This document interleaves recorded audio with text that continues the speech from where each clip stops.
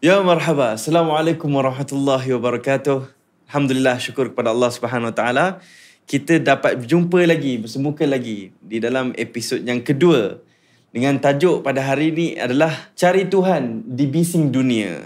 Ya, jadi alhamdulillah kita hari ini disinari dengan kehadiran tetamu kita iaitu Al-Fadhil Ustaz Nasrullah. Apa khabar Ustaz? Alhamdulillah. Insya-Allah alhamdulillah sihat walafiat Ustaz. Alhamdulillah. InsyaAllah, macam mana beberapa hari ni? Hari ni masuk 1 Zulhijjah, antum puasa Ustaz? InsyaAllah. Alhamdulillah. Jadi insyaAllah kita nak tanya sikit kat Ustaz lah. Kalau orang kata, bahasa Melayu kata, kalau tak kenal maka tak cinta. Jadi kan kita suka kalau nak kenal Ustaz dengan lebih dekat dan nak mencintai Ustaz. Jadi mungkin Ustaz boleh ceritakan kepada kita dulu Ustaz belajar di mana dan habis di mana, insyaAllah. Baik, insyaAllah semoga kita semua dicintai Allah Subhanahu Wa Taala. Kita dulu belajar tempatan di sinilah, di Malaysia, belajar tahfiz. Sejak dari kecil kita dah memang diasuh dalam suasana agama. Sempat kemudian habis Quran khatam di Malaysia sini, umur belasan dan berapa tahun begitu. Kemudian masih lagi umur 15 tahun ataupun 16 tahun sudah mula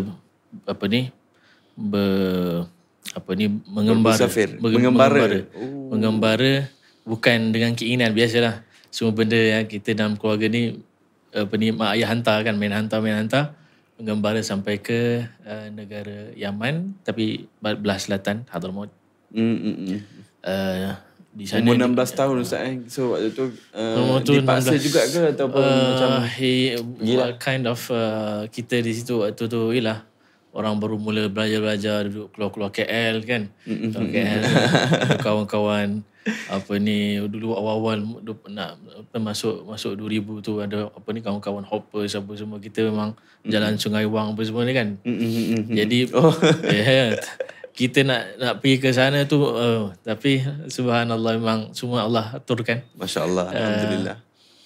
Jumpa orang-orang yang masya-Allah yang baik-baik semua, alhamdulillah. Sampai dihantar ke sana. Asalnya hantar hanya teman kawan sebenarnya. Ada kawan daripada Singapura nak pergi sana, takut kita pun pernah kenal dengan dia, kemudian kita pergi sana hantar dia. Last kita yang stuck di sana, dia yang balik awal. Dia Hadramaut Ustaz? Dia yang di Hadramaut. Jadi duduk sana setahun, 2 tahun, 3 tahun. Waktu tu memang tak ada lagi orang kita memang tak ramai. Di Yaman? Di Yaman. Memang tak ramai. Jadi kita tengok culture lain, kulit lain, bahasa lain, makan lain apa semua. Memang tak ada makan langsung. Makan kita. Duduk sana. Lepas berapa tahun begitu, beritahu ayah nak balik. Kata kalau nak balik berenang, dia kata. Balik berenang. Nak balik Malaysia, kau berenang. Kau berenang masa balik Malaysia. Masya-Allah. Terus duduk. Masa tu tahun keberapa Ustaz? Itu tahun berapa tu? Mungkin tahun ketiga keempat. Tahun ketiga keempat lah. Masa tu umur mungkin dah 22 macam tu lah. 20-an kita kan. Balik dan terus sampai habis pengajian, kemudian kita dah mula masuk mengajar di sana. Sampai 2020. Okey, kat situ Ustaz tak bagi tahu berapa tahun di Hadramaut tu. Berapa tahun di Yaman tu. Kita nak tahu berapa tahun Ustaz. Kita lebih kurang dalam 16 lah. 16 tahun? 16 tahun. Sebab dia dah macam jadi tempat kita membesar. Yang ni kita first balik lepas 10 tahun di sana. Kita 10 tahun. Lepas kira habis 10 tahun tu tak jumpa mak ayah. Lepas habis 2 pasport. Kan 5 tahun. First pasport kita pergi renew dekat Berat Utara. Time tu belum bergolak lagi. Second punya pasport okey lagi. Lepas daripada itu kita mula balik, dan lepas habis 10 tahun baru kemudian ada kawan tu, alhamdulillah, kawan daripada Indonesia, Fatur Rahman. Fatur Rahman. Subhanallah, dia banyak tolong kita lah.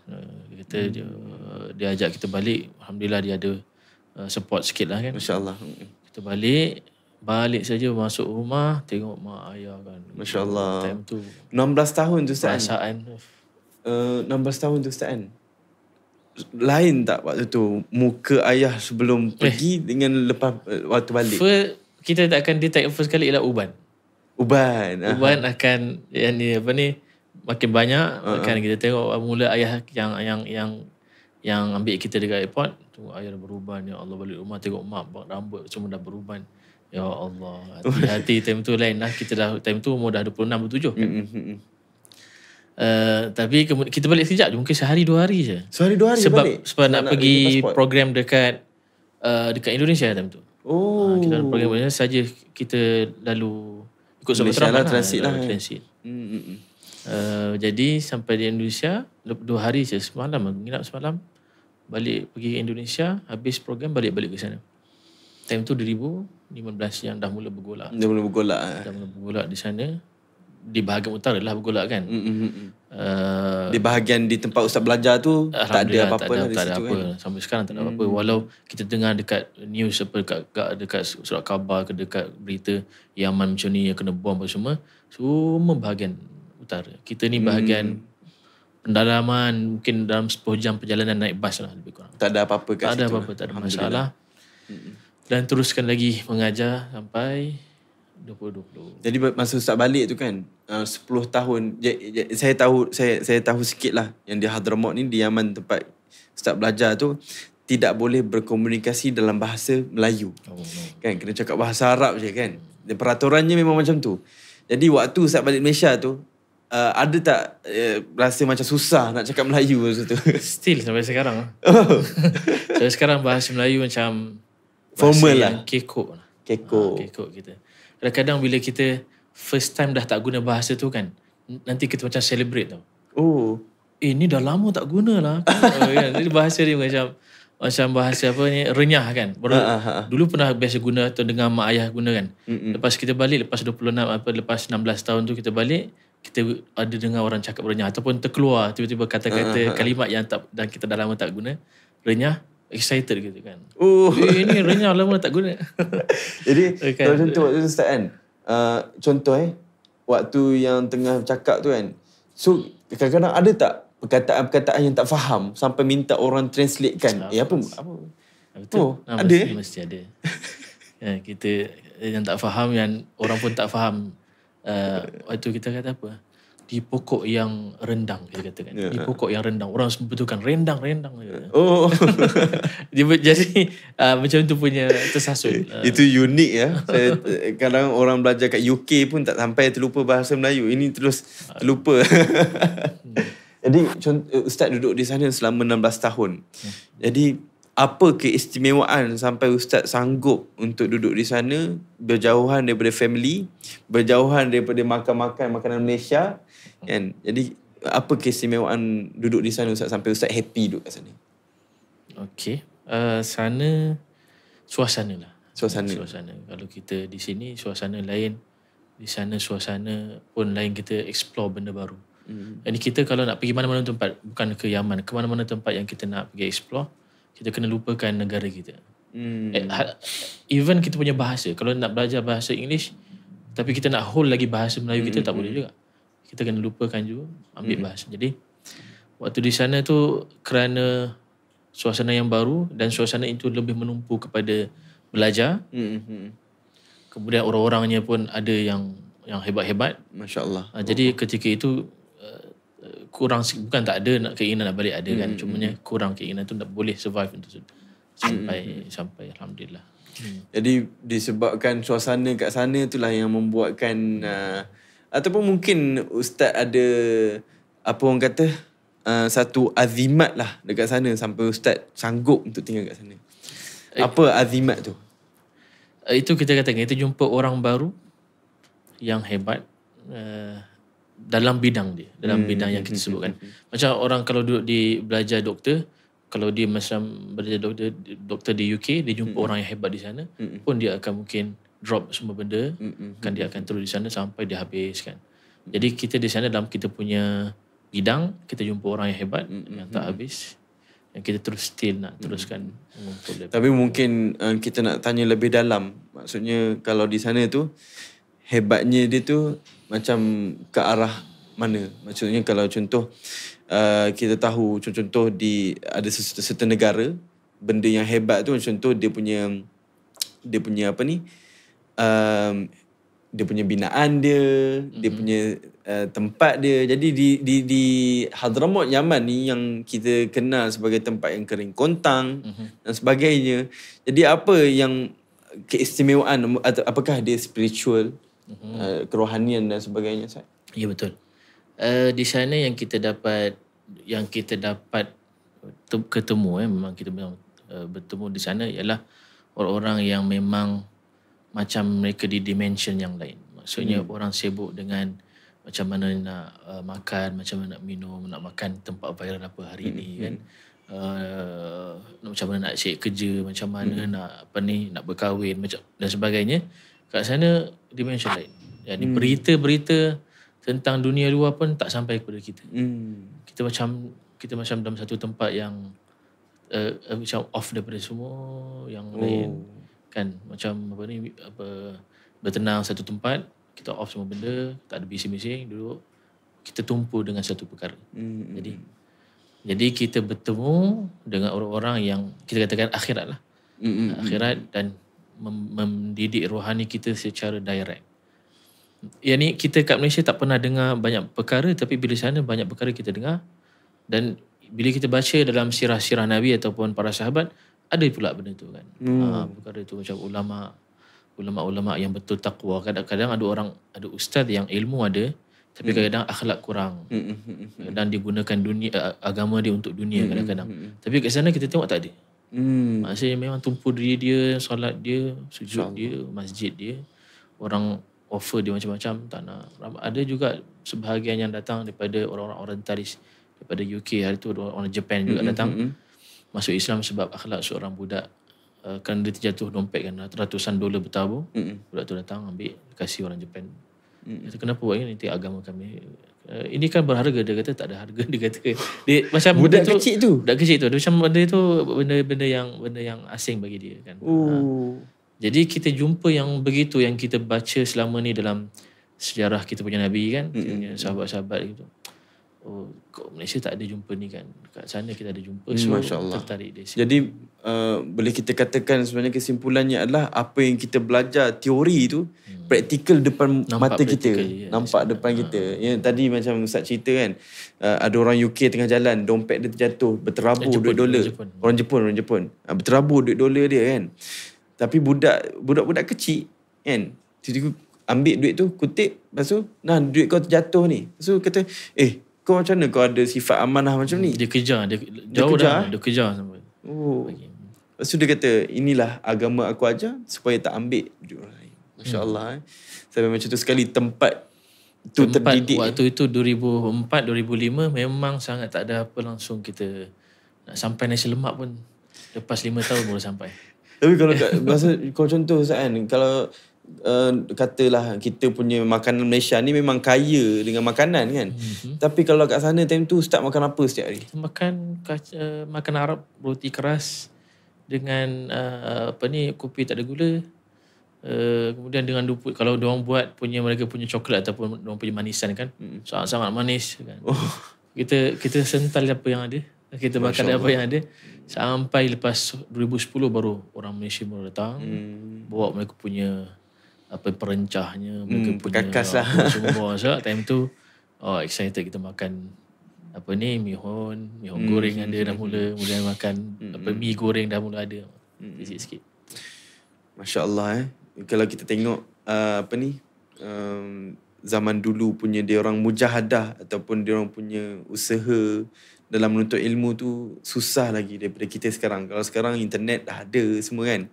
Jadi itulah kita internet waktu kita tu ada. Sebenarnya kalau buka nak hantar mesej, kita buka Yahoo tu, kita buka dekat kafe, kemudian kita dah habis buka, tekan enter, buka.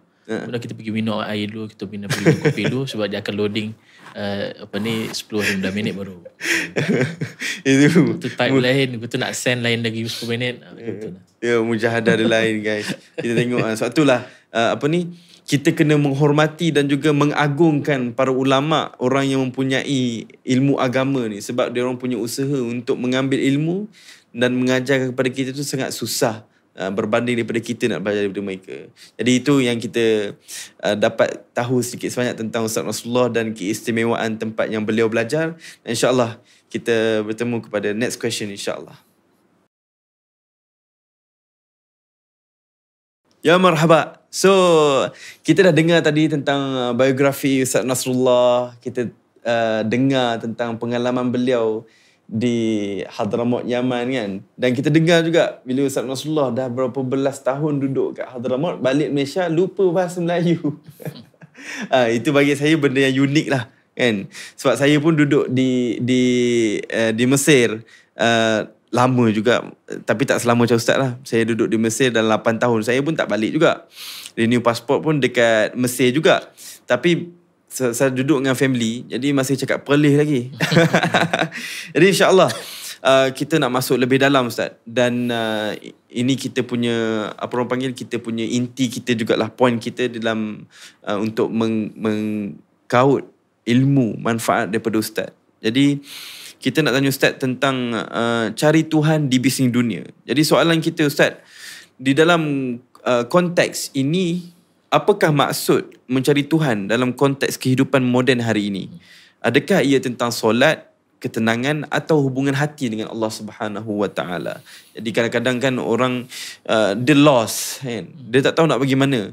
Kan? Dia rasa macam kehidupan dia ni banyak beban. Jadi mungkin terdetik dalam hati dia untuk cari Tuhan, tapi macam mana dia nak cari Tuhan tu? Baik, bismillahirrahmanirrahim. Alhamdulillah, seorang kita ni sebagai makhluk kan, dengan Allah Subhanahu Wa Taala sebagai pencipta, kita kalau katakan cerita tentang iman, tentang Tuhan kan, tentang nak dekat dengan Allah Subhanahu Wa Taala, tentang diri kita dan sebagainya, kita rasa macam benda tu jauh, macam mana nak cari, ke mana nak cari. Tapi ianya sebenarnya perkara yang ianya dalam diri kita, within kita. Kan? Ini Allah Subhanahu Wa Taala cipta manusia daripada roh yang dihembus daripada Allah Taala. Jadi kita sebagai manusia, makhluk, memang tak ada akan jauh daripada Tuhan. Allah tak akan jauh daripada hamba-Nya. Cuma kadang-kadang kita yang bina walls itu ataupun divider itu kan.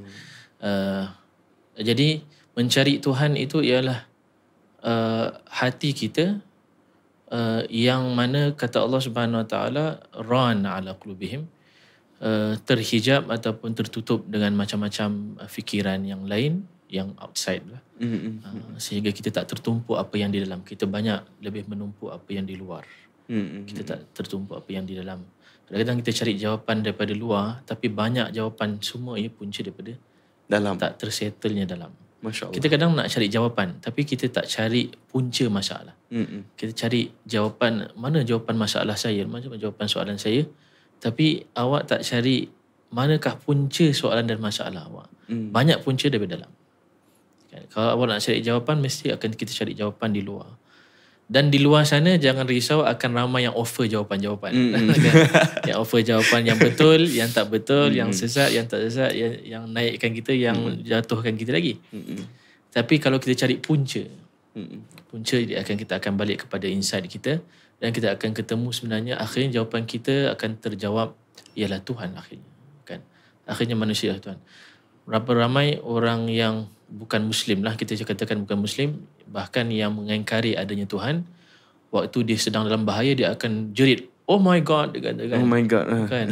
Ada orang ateis macam tu, orang ateis yang tak mengingkari kewujudan Tuhan, berlaku satu masalah pada dia first kali dia akan menjerit, memekiklah nama Tuhan dia, oh my God. Sebenarnya yang menjerit itu ialah hati dia dan juga roh dia kan. Roh dia sendiri yang automatik ni. Automatik. Kita pun kadang-kadang dah jauh daripada Allah, kadang tiba-tiba benda yang bahaya datang ataupun perkara yang sangat sulit kita nak settlekan, akhirnya kita akan sebut ya Allah kan. Sebenarnya memang dalam within diri kita itu Allah Subhanahu Wa Taala dah letak fitrah kan diri manusia, yang mana ianya roh kita ini sebenarnya tidak ada apa-apa divider dengan Allah ataupun hijab dengan Allah Subhanahu Wa Taala. Yang menghijabkan kita ialah jasad, badan kan, badan dan keinginan dia. Jadi sebab itu macam saya Muhammad Nasrullah itu bukan nama jasad ini, tapi nama kepada ruh yang Allah ciptakan dalam diri kita. Sebab jasad ni struktur yang beza. Waktu umur saya dalam perut ibu saya, struktur badan saya lain. Saya tak bernafas ikut hidung. Saya dalam air jadi macam ikan. Saya tak makan ikut mulut. Ini struktur badan dalam perut ibu lain. Masuk dalam dunia, struktur badan lain. Masuk kubur, struktur badan akan lain. Nanti dibangkitkan di padang mahsyar, struktur akan lain. Maksudnya apa yang berbeza? Badan, jasad. Cuma yang akan still, yang kita akan bertemu dengan Tuhan ialah roh kita kan. Roh kita. Jadi kalau kita cari di luar, kita tak akan dapat. Sebab semuanya mengarahkan kita untuk khidmat serve kepada badan kita. Cari untuk macam mana nak kenyang, macam mana nak selesa, macam mana nak best, macam mana nak enjoy, macam mana. Kita lupa yang akhirnya badan ni kita akan tinggalkan, kita akan masuk kepada struktur badan yang lain. Nanti ke kubur, nanti di akhirat, nanti syurga atau neraka. Wa'iyadzubillah, neraka tak nak dengar lah kan. Amin. Kan? Jadi akhirnya kita tak dapat jawapan sebab sibuk dengan outside. Kita mencari Tuhan ialah kita off dulu apa yang di luar. Kita tengok dalam, kita dive dalam. Dive dalam, tengok. Dan kita akan dapat jawapannya itu tak lama. Kan?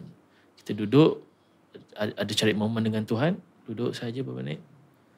Allah SWT buka jalan. Jadi ianya hubungan dalaman. Masya Allah. Jadinya macam Ustaz cakap tadi, boleh yang paling tertarik saya dengar tu adalah bila mana kita sentiasa nak cari orang luar, jumpa kawan. Masalah aku cini. Dia pun bagi tahu. Kita tak boleh terima apa yang dia cakap. Dan masih lagi tak dapat senangkan hati. Cari orang tu, cari orang ni, cari orang tu, cari orang ni, dia masih lagi tak dapat puaskan hati dia. Tapi at last dia akan cari Tuhan dia juga. Akhirnya, yang Ustaz kata tadi, benda yang paling dekat cumanya ada benda wall yang terhijab dia dengan Tuhan dia. Maksudnya benda tu sebenarnya dekat kan. Dan saya dengar juga firman Allah kata, dan sungguhnya Allah itu lebih dekat daripada urat tekak kita sendiri kan. Kita manusia dah memang Allah build kita ini suka shortcut kan.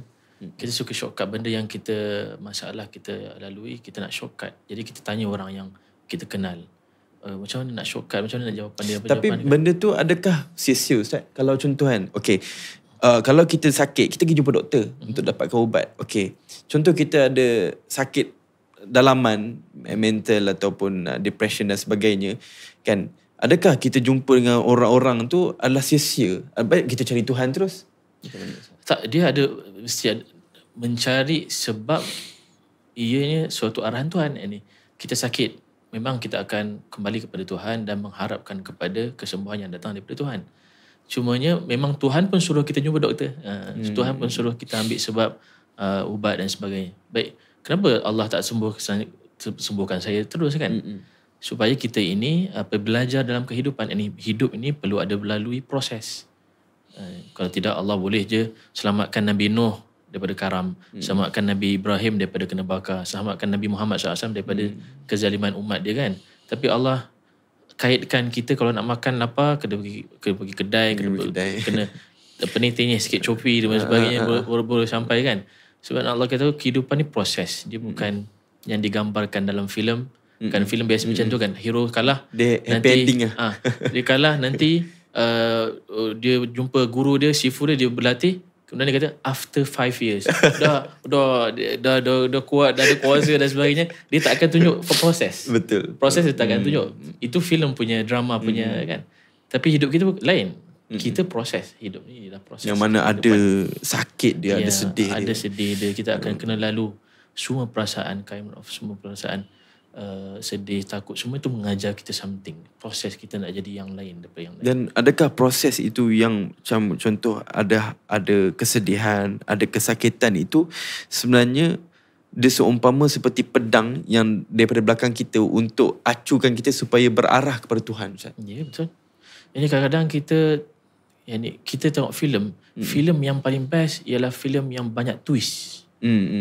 Filem yang hero jumpa heroin, dah selamat, dah jadi dah happy ending.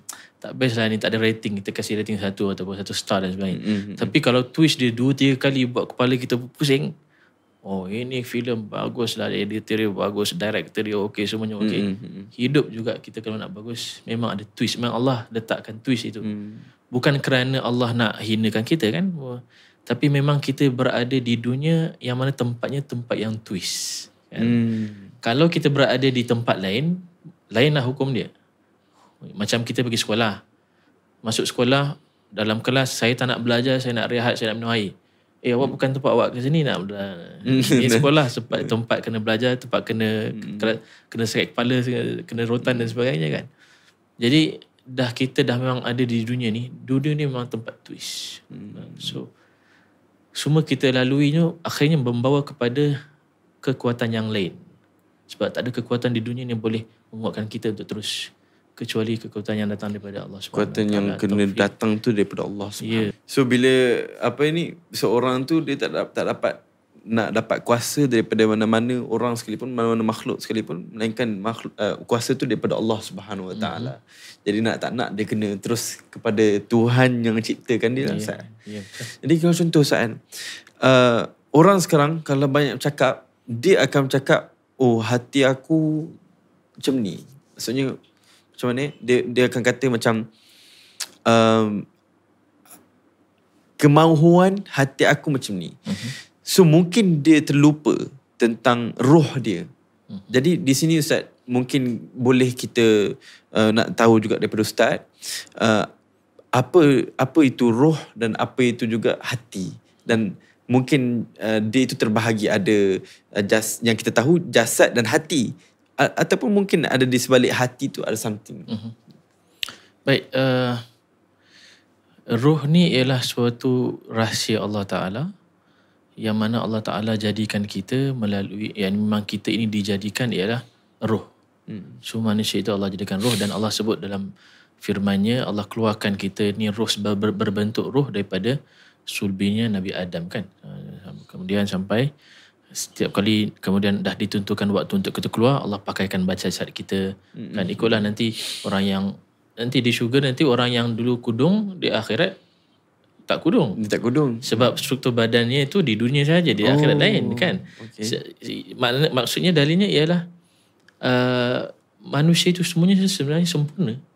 Semuanya roh itu ini sempurna. Ini roh ni bukanlah macam jasad yang hanya terkurung dengan nak pandang dengan mata sahaja, nak dengar dengan telinga sahaja. Tak, roh ni bukan yang dibayangkan di kartun yang roh ni keluar bentuk kita lagi kan. The universe tak, dia lain. Roh ni perkara yang lain bentuknya, bukan bentuk yang diimajinasikan dalam kartun dan sebagainya lah. Bukan. So kita pun tak tahu bentuk roh kita macam mana? Tak semestinya begitu. Ya. Yang ni roh memandang, roh kalau memandang bukan dengan mata, tak semestinya dengan mata. Roh mendengar lebih besar, lebih luas daripada telinga. Jadi sebab tu kita dengar ada orang yang dapat dibuka hijab dia sampai dibuka hijab dan sebagainya. Tahu perkara yang kita tak tahu. Ini semuanya hanyalah gambaran dalam dunia saja. Hukum jasad. Masuk dalam jasad, hukum awak kalau nak mendengar, memandang dengan mata, nak mendengar dengan telinga, nak merasa dengan begini sebagainya. Tapi ianya lebih luas kan. Sebab itu kita katakan semua orang nanti akan melihat Tuhan. Macam mana melihat Tuhan? Itulah. Jangan mengatakan melihat Tuhan dengan mata saya, tak. Itu sebab itu hukum jasad di dunia kan. Di akhirat kita melihat lain. Cara melihat lain kan. Melihat Allah SWT itu lain. Mendengar kalam Allah itu lain. Sebab itu orang yang dah tipis dia punya jasad, dia punya jasad, dia punya impact dia pada tubuh dia, rohani dia makin besar. Dia dengar lain, dia baca Quran lain, dia dengar ayat Quran lain. Kan. Kita tengok benda ini bukanlah benda Islam hatta. Dia hatta perkara ini disedari oleh orang-orang yang bukan Islam, macam Sami apa semua. Mereka kenapa puasa apa semua? Semuanya maksudnya untuk tipiskan keladap jasad. Supaya roh boleh take over. Kind of gitulah. Supaya roh lebih boleh merasa. Dan ianya berlaku dalam sejarah kita. Orang-orang yang sembah berhala apa semua, kadang-kadang ada boleh terbang. Bukanlah kerana begitu agama mereka betul, tak. Jasad bila dah tipis dia punya keinginan, roh akan jadi lebih luas dan dia akan lain, dengar kalam Allah lain, baca kalam Allah cepat diterkesan.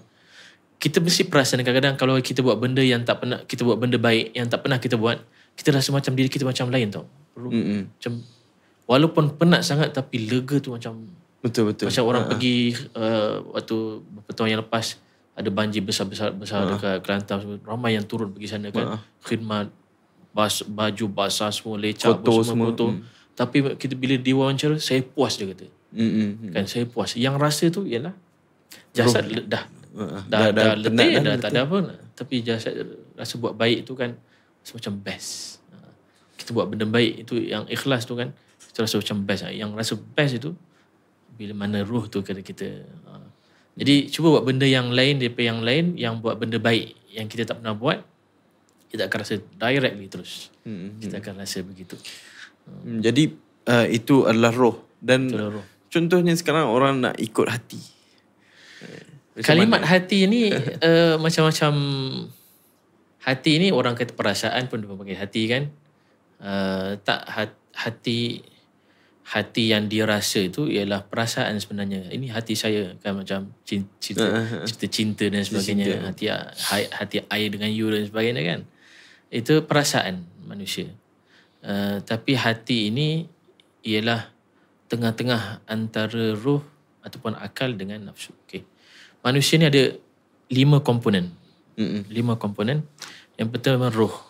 Roh ni memang asal kejadian kita yang Allah ciptakan. Dia sangat jinak dengan Allah Ta'ala. Masya Allah. Ya, Allah memang Allah cipta direct.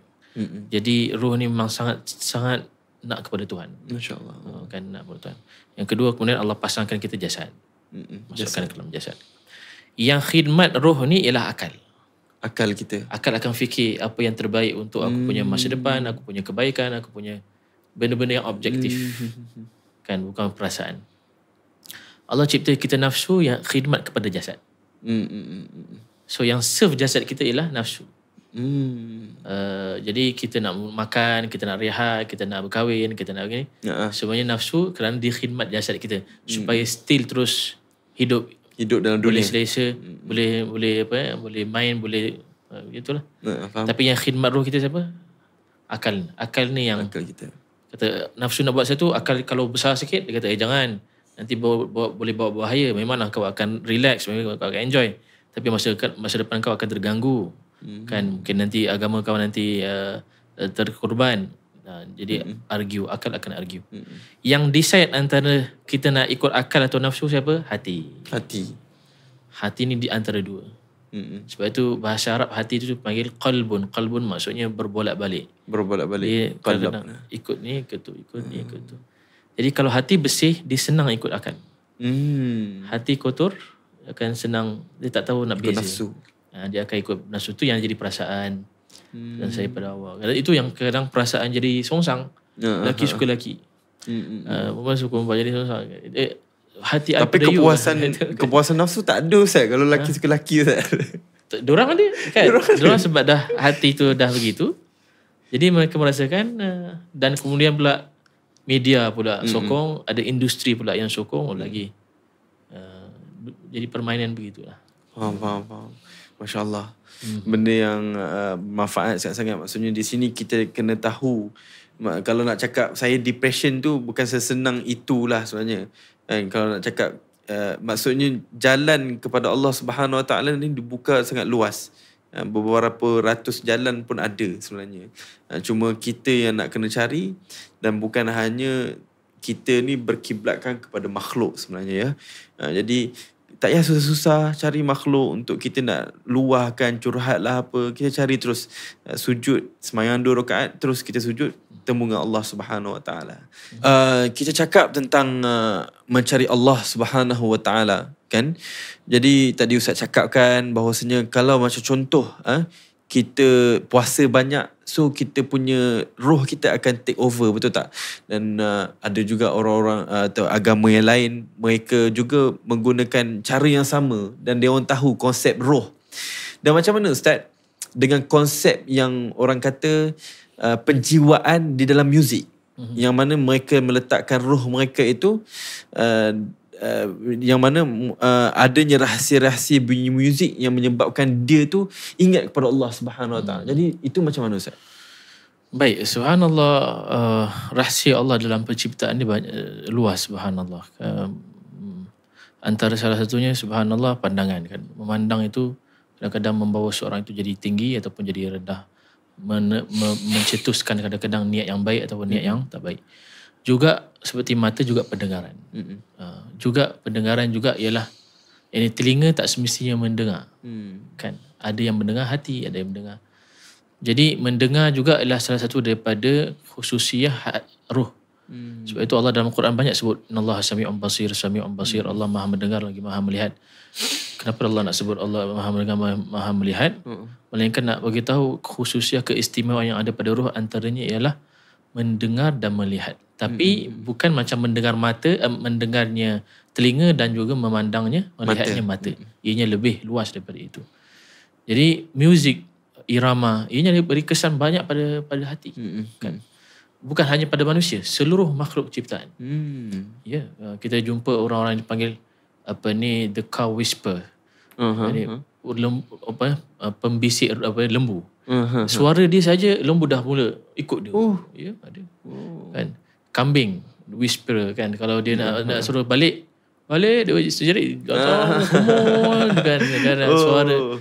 Kadang suara-suara ni subhanallah, ada Allah berikan keistimewaan daripada orang ke orang yang lain. Juga itu kepada makhluk, hatta kepada benda yang tak bernyawa macam pokok, beri kesan kepada dan saintis dia buat satu uji kaji pokok jadi subur atau tidak mengikut suara yang biasa yang berlaku di kawasan itu kan. Ya. Hatta makanan kita yang kita baca, yang kita masak, kadang-kadang bacaan yang kita tu akan beri. Seorang Japanese scientist juga dan kolaborasi dengan beberapa orang saintis yang lain, dia buat suatu eksperimen molekul air. Molekul air tu ada molekul dalam dia. Dia boleh berubah mengikut apa yang bacaan ataupun suara yang didengarkan. Bacaan muzik yang berat dengan muzik yang tenang, molekul akan berbeza. Bacaan Al-Quran, molekul akan berbeza. Subhanallah. Sebab itu kadang kita masuk rumah orang-orang yang soleh yang banyak baca Quran ni, air dia lain sikit. Betul. Rasa dia lain. Dia punya rasa sekar, cantik. Subhanallah. Jadi suara-suara ini ia berkesan kepada yang tak bernyawa, haiwan, lagi-lagi manusia. Yang mana ianya makhluk yang berperasaan. Dan Rasulullah SAW beritahu kepada kita bahawasanya irama dan muzik ni Rasulullah dah memang di zamannya Rasulullah main juga kan. Rasulullah SAW satu hari sahabat menyanyi tentang qasidah. Rasulullah bagi lagi kan. Sampai Rasulullah sebut macam Rasulullah happy kan begitu. Menggerakkan jiwa manusia. Kalau kita nak happy, dengar lagu happy. Jadi mood dia bertukar. Mood tengah okey, tiba-tiba dengan lagu jadi. Sebab itu industri filem dia orang pandai buat filem ada lagu belakang. Sebab itu yang boleh memainkan perasaan. Tengok filem tanpa lagu, betul. Kadang-kadang tengok video muzik dia tu sampai besar sebab ni kan. Sebenarnya tak ada apa-apa, sebenarnya lagu belakang. Sebenarnya kalau tengok je kita akan tahu alah ni lakonan dia bagus lah, ni lakonan dia kaku gitu. Tapi bila ada muzik jadi macam best lah dia lakon kan. Saya terasa lah padahal dia bergerak pada punya lakonan macam biasa. Jadi impact lagu, irama sangat penting bagi diri manusia. Lagu memang tidak haram untuk kita mainkan. Ulama, kalau nak bahas kita hukum, ulama macam pendapat ada yang membolehkan, yang tak membolehkan. Itu macam-macam yang kita boleh ambil ikut kesesuaian dalam kehidupan kita yang kita nak jalan. Tapi masing-masing semuanya ada dalam cara pembuakan Rasulullah sallallahu alaihi wasallam. Kita tak nak cerita itu, tapi kita nak cerita hukum hakam akan ada yang mufti akan jawab, ulama yang akan jawab.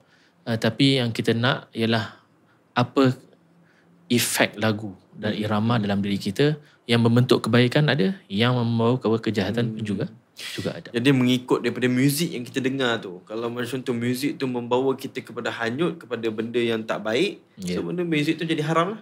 Jadi hukumnya haram dan dijauhkanlah. Kita ini kita punya pembahasan tentang ni kan. Hukum hakam akan ada fatwa daripada negara dan sebagainya, kita tak nak sentuh lah. Cumanya efek yang kita nak, efek kepada diri lah, efek yang kita nak sebutkan.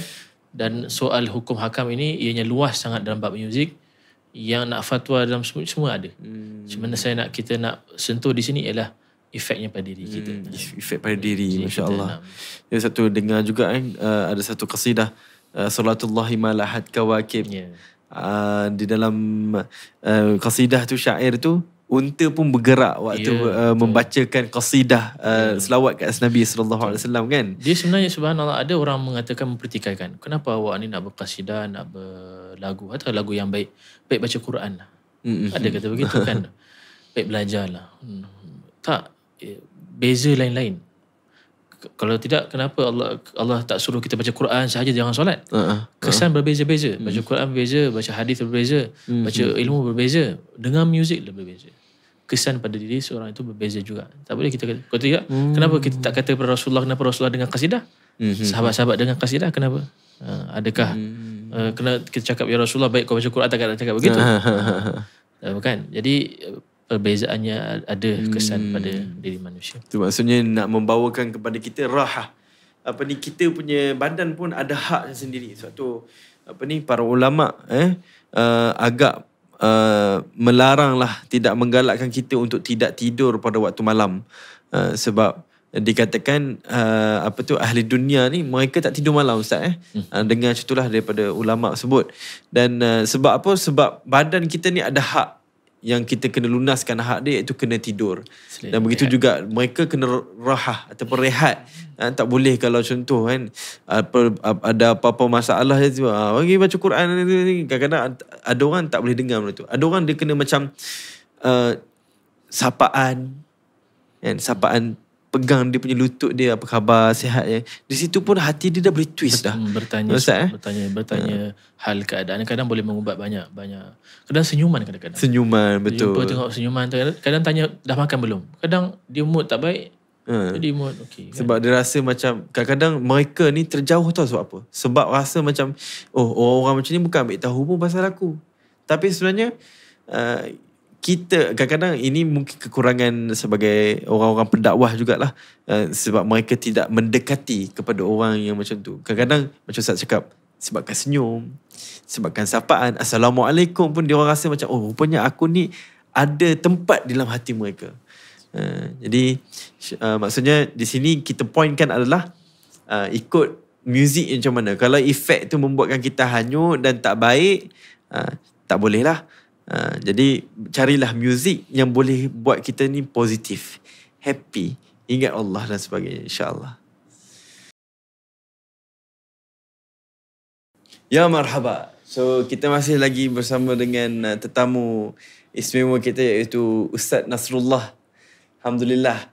Jadi insya-Allah kita nak tanya soalan yang seterusnya, Ustaz. Soalan yang agak macam relevan lah kepada semua. Jadi kita nak tanya, dalam dunia kita yang sentiasa sibuk kan, mungkin orang tu bekerja, ikutlah kerja dia macam mana, arkitek ke, engineer ke, office ke, grab ke dan sebagainya. Dan mungkin ada halangan-halangan yang kita tak tahu halangan itu sama ada baik ataupun buruk. Jadi di dalam kehidupan kita ni, macam mana kita nak sedarkan diri kita tentang kehadiran Tuhan? Seumpama dia macam menjemput kita ke, ataupun nak bagi tahu kita ke, nak spoke kita, nak tegur kita tu, macam mana Ustaz? Baik. Bismillahirrahmanirrahim. Alhamdulillah, Allah tak jadikan perkara antara diri kita dengan dia itu perkara yang rumit kan. Yani jangan kita rumitkan hubungan kita dengan Allah Subhanahu Wa Taala. Tak ada rumit untuk kita nak sedar tentang kebersamaan Allah dengan kita, dan tak rumit untuk Allah guide kita ke mana-mana. Cumanya kita counter, macam seperti mana kita merasakan kehadiran orang, kehadiran makhluk, kehadiran bos dalam hidup kita, kehadiran orang yang kita kasih dalam hidup kita, juga kita kena counter juga kehadiran Tuhan dalam hidup kita. Dia macam memasukkan dalam diri kita, Tuhan itu dalam diri kita, dia macam add something yang value yang tidak ada kepada orang yang mengingkari kewujudan dengan Tuhan. Ini macam orang drive kat highway kan, ada kereta yang tak pakai Waze ke apa ke. Jadi dia akan lanyak lah dia punya tu sampai dia tak tahu yang adanya kamera ke, yang ada polis ke, dia akan terus pergi. Tapi kalau dia drive dan dia tahu depan tu ada kamera ataupun ada polis, dia akan add something lah dalam pembawakan dia. Dia tak akan bawa sembrono, dia tak akan tergesa-gesa. Dia akan tenang kan, dia akan tahu nak elak kalau dia tahu ada lubang, dia tahu macam nak elak lubang.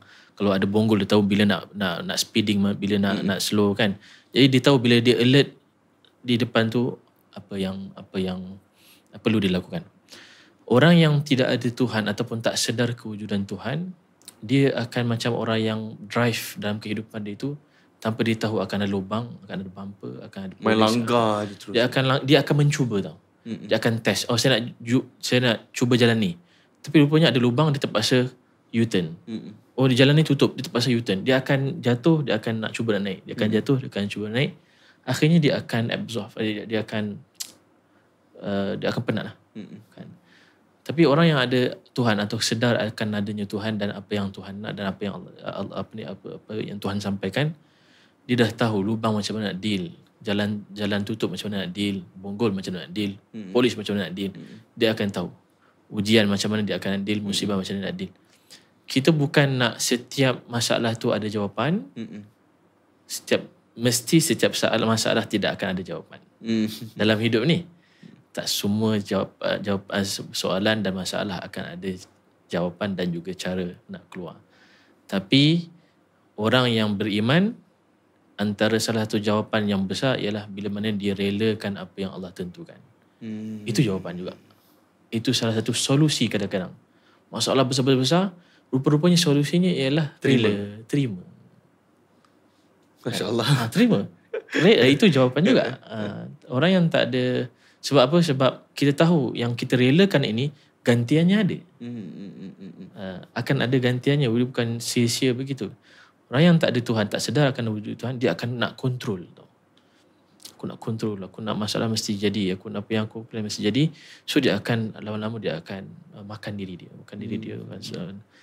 Jadi kesedaran kewujudan Tuhan, ia sangat-sangat value dalam hidup kita. Macam mana nak sedar dalam ribut macam-macam ni ialah kita kena cari momen lah. Kan kita, sebab itu subhanallah kata ulama, antara hikmah solat 5 waktu ialah Allah nak suruh kita ini take moment tu dengan keluar Allah. Dulu daripada yang diri. Kau lakukan apa semua ni masalah, masuk dalam solat. Masuk dalam solat tu, cut anything yang selain daripada Allah Subhanahu Wa Taala. Masuk dalam solat tu kita fresh, kita drop semua benda yang di luar solat, kita takbir. Itu ulama kata takbir tu macam kita palingkan semua belakang, dunia ke masalah kita tu belakang, kita masuk dalam dimensi lain. Nanti bila Assalamualaikum warahmatullahi wabarakatuh, kita pick up balik masalah kita tu, dah ringan rupanya. Ringan rasanya. Mula-mula berat sebelum solat. Masuk solat kita happy, kita bahagia, kita rela, kita rela. Assalamualaikum warahmatullahi wabarakatuh, kita pergi balik, ringan rupanya. Tak ada apa-apa sebenarnya. Rupanya kita dah ada solusi dia. Sebab itu ulama kata solat ini bawa keluar apa yang di dalam solat ke kehidupan kita. Jangan bawa masa solat tu apa yang di luar masuk ke dalam. Jadi kita solat, jangan bawa masuk luar ke dalam. Nanti tak jadi solat, jadi masalah makin. Tapi apa yang di dalam solat itu bawa keluar. Jadi nak sedar tu ialah antaranya adakan momen macam ni, dan perbincangan duduk-duduk macam ni pun subhanallah. Perbincangan duduk macam ni pun salah satu daripada solusi lah. Solusi dan nak sedar. Kita nak sedar tu susah. Jadi kena ada macam poin-poin begini dalam hidup kita. Solat, duduk berfikir pun juga antara perkara yang boleh. Sebab kita kadang dengar satu maklumat kan, baik, saya kena solat, saya kena ambil hubungan dengan Tuhan. Kita dengar satu maklumat, tapi maklumat ni tak akan jadi mendalam dalam diri kita kecuali bila kita fikir. Duduk, fikir mendalam, kita hayati. Nanti tak akan terbalik.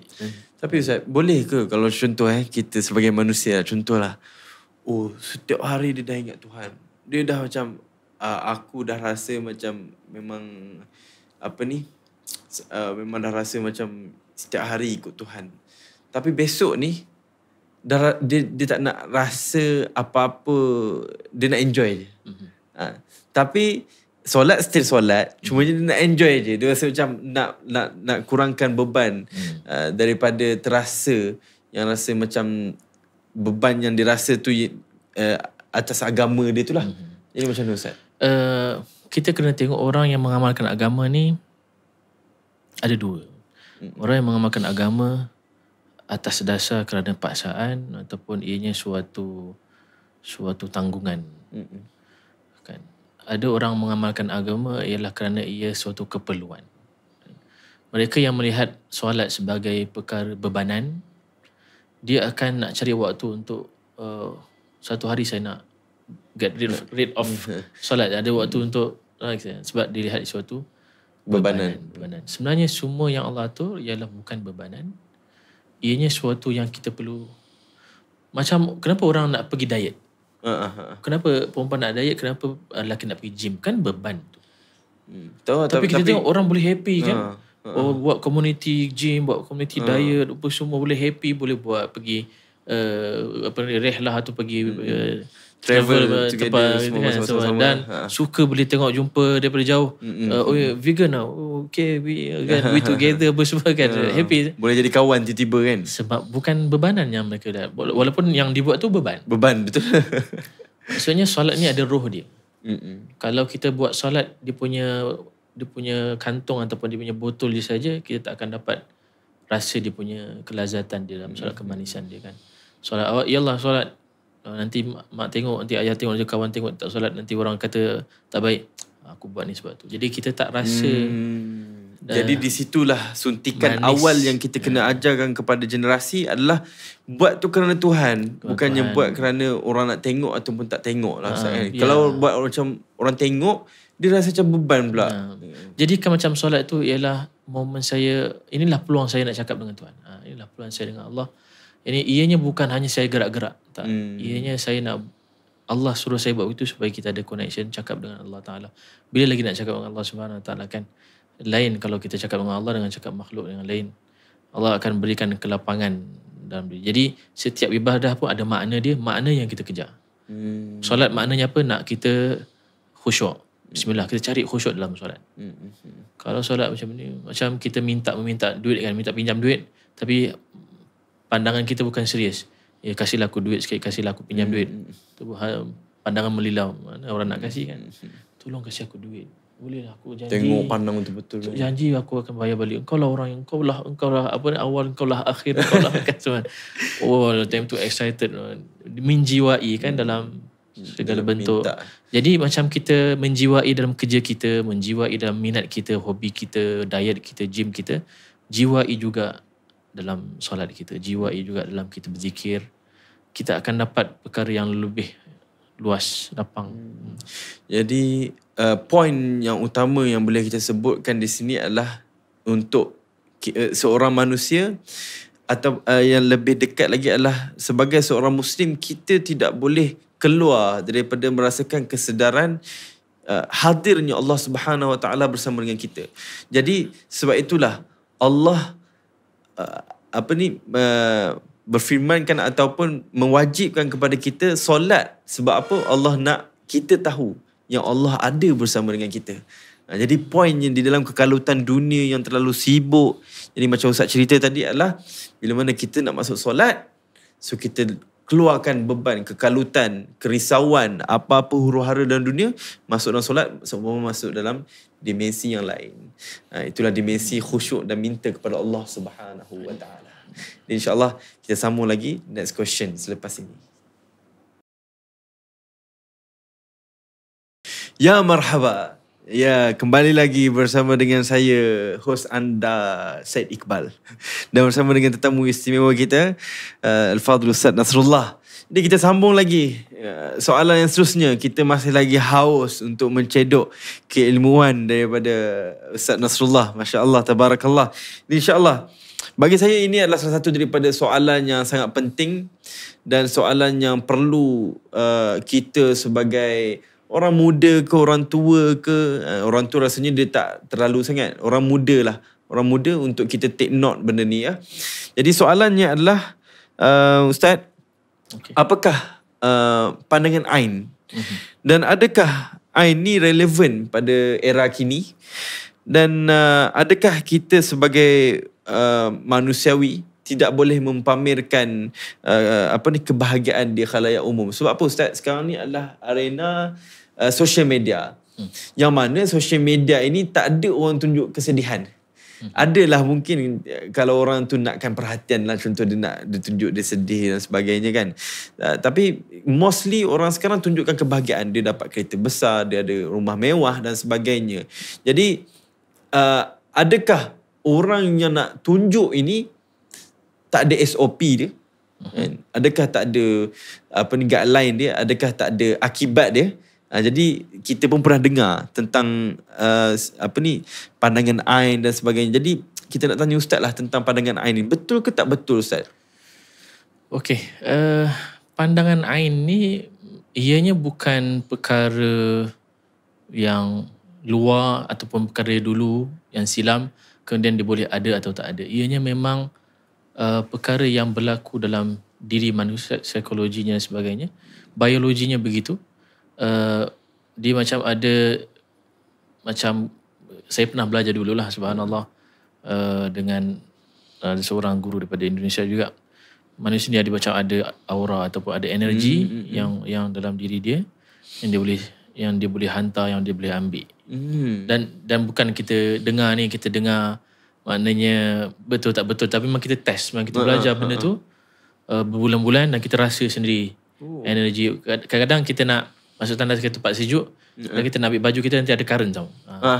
Ianya ialah energi yang ada dalam badan manusia. Dan ia dah memang ada study di Jerman dan sebagainya dalam diri manusia, aura dan titik-titik aura itu semuanya memang adalah. Dan dia ada efek dalam solat, ada efek kalau kita solat dia ada besar, dia akan jadi tenang. Bila solat berjamaah semua aura akan jadi same level semuanya. Bila orang yang stres, dia punya aura dia akan kacau tau. Bila solat berjamaah kadang dia orang sebelah dia boleh topak. Subhanallah. Ini yang kaji ni orang bukan orang Muslim lah. Bukan orang Islam. Bukan. Masya-Allah. Memang subhanallah. Jadi Ain juga ialah salah satu daripada itulah. Cuma kita tak dapat detail je kan. Mungkin kita tak baca kan. Tapi memang Rasulullah sebut yang Ain ni berlaku bila mana seorang itu melihat dengan pandangan hasad atau pandangan menakjubkan tanpa menyerahkan pada Tuhan. Tengok orang ni cantik semua. Jadi mata kita tu macam satu benda yang dihantar tau. Ianya bukan disengajakan Ustaz. Bukan sengaja. Bila mana, sebab mata ni ada kesan dalam memandang. Pandang orang dengan pandangan hormat, dia ada kesan dalam diri kita kan.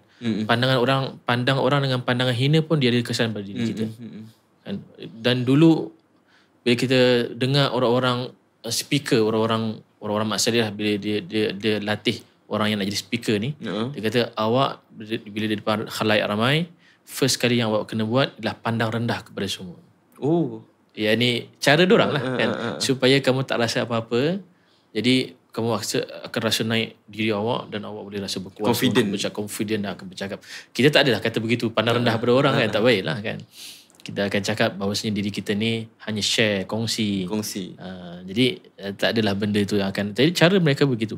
Jadi maknanya pandangan ni boleh membawa kepada kadang kita ini jadi jahat, kadang boleh jadi besar. Kita pandang orang yang kita agung dan sanjungi, selalu kat dalam rumah kita ada poster dia gitu. Akhir-akhirnya kita akan jadi macam dia. Suka makan macam dia, suka nak pakai pakaian dia, sebab kita pandang pandangan hormat. Semua orang pandang je, tapi kita pandang kita letak satu value yang lain, kita hormat atau kita sanjung. So kita akan automatically akan ubah kita punya dalaman kita akan ubah. Hatta yang dia gemar pun saya gemar. Ini engkau punya yang kau sanjung dia tak suka makan tahu lah. Aku tak suka makan tahu depan ni. Sebab apa? Pandangan dia tu atas dasar hormat dia kepada keagungan lah. Manusia akan belajar daripada pandangan. Jadi sebab itu pandangan Ain ni ialah datang bila mana ada hasad. So ada hasad, ada dengki ataupun menakjubkan yang dia tak serahkan pada Allah Ta'ala. Dia akan membawa. Maksudnya Dan menakjubkan tu macam mana? Macam wow gitu ke? wow kan, wow dia kemudian ini semua kau punya kuasa ya, kau ni kau semua kau punya angkara, kau punya usaha sendiri ya. Cumanya antara kuat dan tak kuat berlainan daripada tempat dan tempat dan orang ke orang. Mungkin di negara Melayu kita, negara Asia kita tak banyak sangat Ain. Negara Arab banyak. Memang kita duduk di sana, memang kita banyak. Ustaz pernah kena? Kita tak pernah kena, tapi kita pernah nampak orang yang kena lah. Dirawat sampai kesian lah, dirawat semua. Masya Allah. Dan ianya balik kepada soalan tentang kaitan dengan social media kan. Social media, kita mula-mula balik Malaysia ni 2020. Di suasana yang tak ada internet ada tapi taklah sangat memberangsangkan. Sampai sini ada 4G, 5G apa semua G ada. Jadi kita pernah masuk dalam tu, dan kita pernah rasa macam rupanya masuk dalam media sosial ianya dibawa kita, ditarik kita buat suatu macam dia macam platform yang sudah sedia ada cara nak buat, cara nak deal. Kalau kamu masuk, kamu kena buat cara dalam ni. Macam kita masuk rumah orang, biasa orang masuk rumah buat masuk rumah sendiri, tak ada kan. Awak kena ikut undang-undang dalam rumah ini. Undang-undang dalam rumah tu. Siapa yang masuk media, awak kena ikut flow di dalam tu. Supaya awak boleh enjoy apa yang setiap konten yang ada. Kalau awak masuk bukan dengan cara mereka, kita tak akan enjoy. Dan tapi masalahnya kalau kita masuk, kita akan masuk hanyut tu hanyut jugalah. Betul. Dan kebanyakan yang di dalam media ni ialah fake banyak. Betul. Kita nak, mungkin kalau para penonton tengok, ada satu wathaqiyah, filem dokumentari, orang Mak Saleh buat, namanya Fake Famous. Famous yang fake, yang palsu, dia orang buat macam mana dia orang boleh, yakni suruh dia pilih 3 orang yang random yang tak tahu tentang apa semua TikTok apa semuanya, dihiaskan diri mereka, dijadikan sebagai influencer dengan cara yang beberapa perkara yang dia orang buat boleh tarik dalam masa 2-3 bulan jutaan orang. Awak kena tahu dia punya link dan juga macam mana cara nak dapatkan sahaja. Jadi antara 3 orang tu, 2 orang tarik diri, dia kata aku tak layak, tak larat nak hidup fake macam ni. Jadi dia buat hal, ada seorang tu dia kata aku suka kan. Tak apalah, teruskan dia nak buat eksperimen lah. Jadi ini membuka mata kita tentang platform ni lah kan. Jadi bila kita dah masuk dalam tu dan kita terlalu masuk, kita dah attach diri kita dalam tu, dan kita dah pisahkan diri kita daripada reality. Reality di dalam tu ialah macam mana kita nak jual, nak jaja diri kita supaya kita ini senang dapat sanjungan, senang kita ini boleh dapat perhatian lah. Sebab bila dalam social media ni kita kena kejar. Kita kena kejar benda apa yang relevan pada zaman sekarang. Biasanya yang kita kejar tu kita dapat. Dan jadi dia akan fit dalam diri kita itu, aku sukalah dalam ni. Jadi dia nak create fake account dan sebagainya supaya dia, apa yang dia nak buat dia akan dapat dia punya hatta main game pun dapat dia punya habuan-habuan. Tapi bila hidup kat luar, apa yang aku usaha tak dapat. Tak dapat pun. Dia dapat just perhatian. Kena banyak proses, progress tu kan. Jadi dia suka lari dalam perkara ini. So di antara perkara yang boleh mereka dapatkan lagi perhatian ialah tunjukkan kehidupan kita ataupun lakonkan diri kita untuk dapatkan perhatian. Tapi akhirnya kita hidup tak ni lah, dalam kepasuan, dalam tak tenang lah. Itu yang jadi budak-budak kita tak tenang. Social Dilemma pun juga satu filem dokumentari yang sangat bagus. Semua CEO, naib CEO Google, Twitter, ramai yang quit daripada sosial kerana fake-nya yang ada dekat dalam social media ni. Itu 2 dokumentari yang banyak buka mata saya lah waktu saya tengok kan, The Fake Famous dan juga The Social Dilemma. 2 tu sangat-sangat penting untuk kita tengok. Yang buat ni orang sana lah kan. Ya kan? Yelah tu. Dia takkan cerita tentang agama langsung. Akan cerita yang didesign untuk itu. Kan? So, dia sendiri pun keluar daripada tu. Dia orang sendiri keluar. Dia orang pun kata aku tak akan kasih anak-anak aku untuk buka akaun apa semua. Kan? Sebab yalah, produknya kita. Kita adalah produk di dalam tu kan. Kalau kita gunakan untuk baik, macam benda macam ni kan, alhamdulillah baiklah, kita akan mendapat pahala, kita akan dapat alhamdulillah syukur dan juga manfaat sebab kepada orang dan untuk platform yang dah tersedia.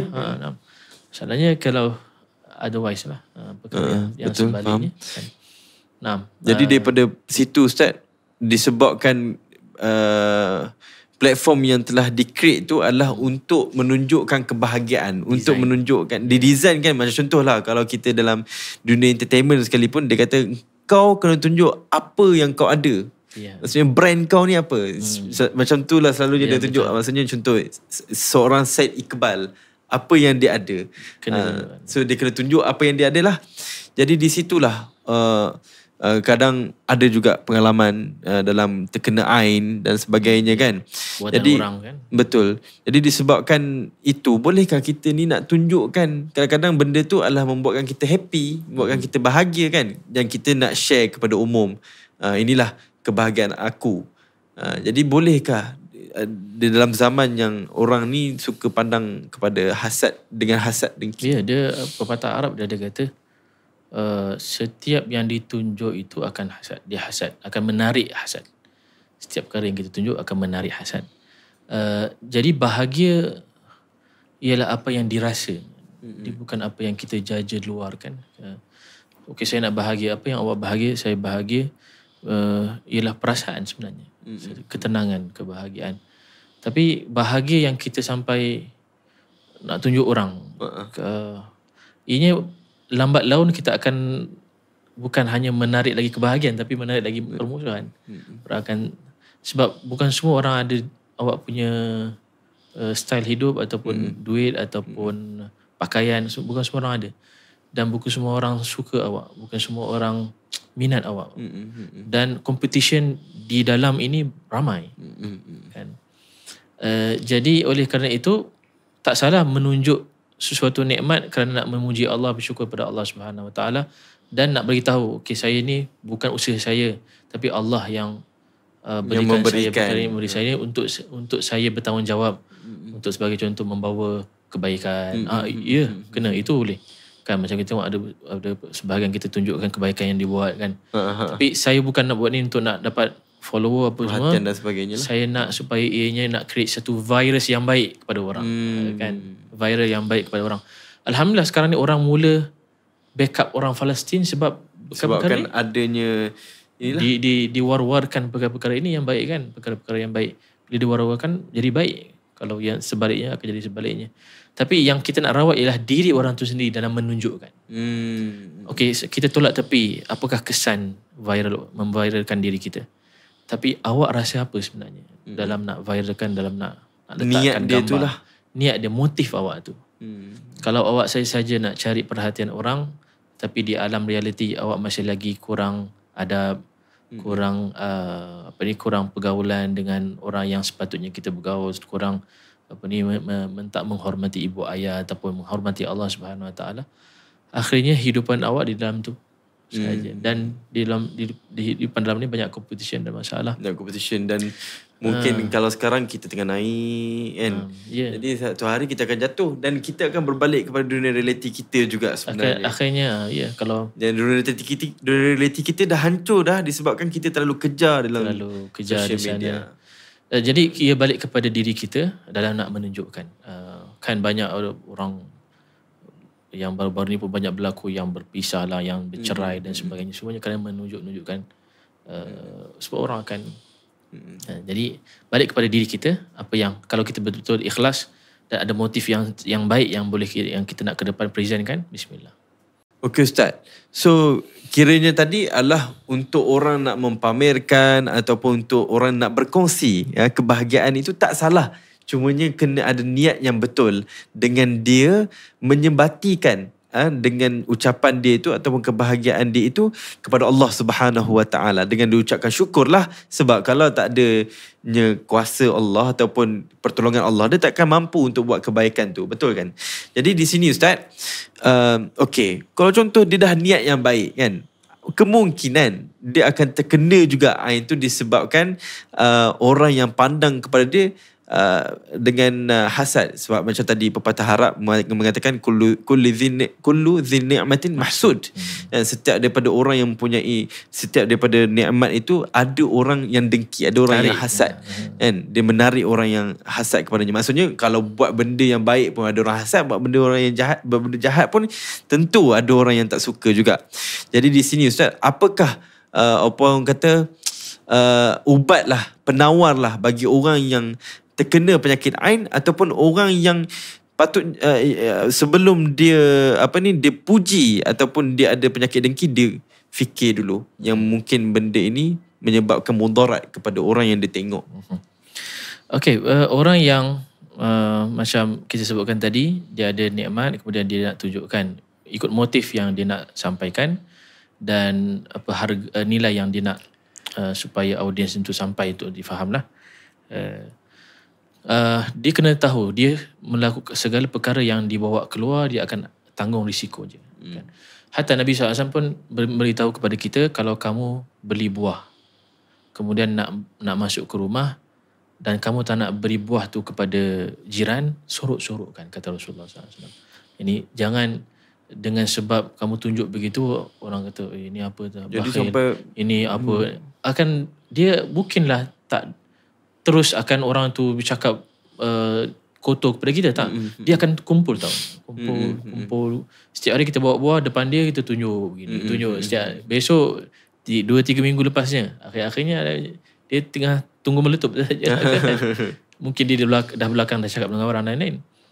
Jadi menunjuk sesuatu perkara itu kita ambil risiko. Dan Rasulullah SAW bersabda juga, kalau kamu nak jayakan sesuatu projek ataupun urusan kamu, maka tolonglah untuk jayakan projek itu dengan berdiam ataupun jangan share. Jangan share. Ya. Kita kadang ada projek besar apa semua buat, kita diam. Rupanya dah jadi. Kan? Kan? Betul Ustaz. Rupanya dah jadi kan. Tapi kalau kita first kali kita nak buat, dah share dah. Silakan, saya ni ada begini, saya ada begini. Datang competition dengan orang lain, datang orang yang tak suka, datang orang masuk involve apa semua, dia matikan kita tengah-tengah tu habis kan. Jadi orang yang masuk dalam ni dengan niat, macam-macam niat yang telah kita sebutkan tadi, hatta niat yang baik, dia kena tahu bahawa dia sedang mengambil risiko. Okey, jadi maksudnya saya kena ada buat persiapan. Kalau orang question saya, kena apa yang perlu saya jawab. Kalau sama ada ia perkara yang berkaitan dengan authority atau bukan kan. Saya nak jawab dengan authority, saya nak jawab mana saya dapat duit ni, mana saya dapat ni, kenapa saya apa yang saya jawab dengan pasangan saya, kalau apa yang saya jawab dengan ayah saya kalau dia tanya, apa yang saya umur tu saya kalau saya dengan anak dia buat begini, dia kena risiko. Dia kena tanggung semua segala perkara. Jadi awak kena tahu bila awak tunjukkan satu perkara itu, awak akan mengambil risikonya. Orang yang melihat orang yang melihat kena mengetahui bahawasanya indah khabar dari rupa. Banyak orang unboxing dia punya, sebenarnya dia pinjam daripada orang. Dia unboxing, setiap bulan ada dia punya unboxing.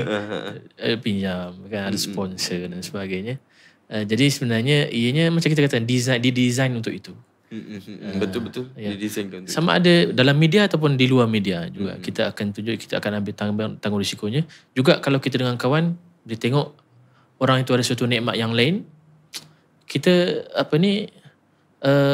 jangan terlalu mengatakan inilah yang mesti kena ada dalam hidup saya. Tak semestinya. It's okay kalau kita tak ada. It's okay. Siapa yang katakan kalau awak tak ada, maknanya awak kehidupan yang kurang. Yani siapa yang pernah cakap begitu? Yani dulu waktu zaman saya 2000 pun, kita tak pernah ambil endah orang naik kereta apa. Yani saya dapat kereta apa? Saya dapat kereta, kita tak tanya model apa, syarikat apa. Model kereta okey, alhamdulillah rezeki awak kan. Kalau kita bawa kereta pun, orang bawa kereta, kita tak tahu apa dia punya model, dia punya CC berapa, tak ada. Mana kereta okey. Tapi sekarang kita bawa kereta ni, kalau pecut kita tu kereta yang ni, kita kena pecut balik kan. Tak nak kalah. Sebab dah didesign kita itu untuk fikir satu arah. Orang yang mesti dia ada, kita kena mesti ada yang dia ada. Padahal dia tu mungkin ada dia pinjam, kadang-kadang dia struggle dengan benda yang kadang-kadang menzalimi orang lain untuk dapatkan benda tu. Tapi dah memang macam tu orang-orang yang hatta orang yang kafir pun cara timbangan mereka ialah siapa yang kaya, siapa yang tak kaya kan. Kita tak, kita siapa yang berakhlak, siapa yang berbudi, siapa yang bertakwa kalau orang Muslim kan. Tapi orang yang di sana tak, mereka kata siapa yang billionaire itu yang hatta yang kalau kata dia tak betul pun betul. Sebab apa? Ni this is millionaire. Patut saya tengok ada satu video Arab tu kan. Dia naik atas pentas Ustaz. Dia sebut itu je kan. Sebab dia ada status. Status. Pernah ada satu program di US, dia buat satu macam social apa? Eksperimen, social eksperimen. Dia buat satu gambar selebriti ni. JB. Dia pergi jumpa budak-budak perempuan, budak lelaki yang minat dia. Macam okey dia. Dia okey dia, saya minat dia, lagu dia apa semua kan. Handsome, dia cute dan sebagainya. Okey.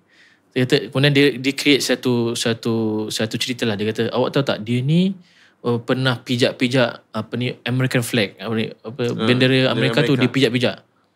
Ataupun dipijak ataupun dia kencing. Maaf cakap lah bahasa. Dia buang air kecil di situ. Apa reaksi penonton? Dia kata, oh tak apalah, dia ni orang muda lagi, dia okey, tak apalah, dia biasalah orang muda. Dia macam defend. Kemudian dia bagi tahu lagi satu cerita. Awak tahu tak, baru-baru ni si dia ni tampar orang tua di tepi jalan. Apa reaksi awak? Biasalah tu orang muda kadang datang dia punya baran dia tak apa, tapi dia still cute.